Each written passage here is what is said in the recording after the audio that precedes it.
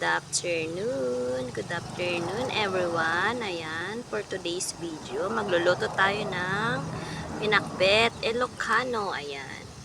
Una, nagisa muna ako ng bawang sibuyas. Tapos yung karne, ginisa ko rin at pinalambutan natin siya. Ayan. Tapos, ilagay natin ang kamatis. Ayan. At dahil wala tayong gasol, ayan, sa uling muna tayo magluto. O, diba? Walang kaarte-arte sa buhay. Yan. Ganyan lang mga loves. Hindi natin kailangang magmaganda. Magluto tayo sa uling. Yan. Pag nagisa na ang kamatis, isusunod natin ang gulay. Yan. Gisa muna natin ang kamatis. Ayan na. Malapit nang maluto ang ating pakbet Ilocano. Ayan.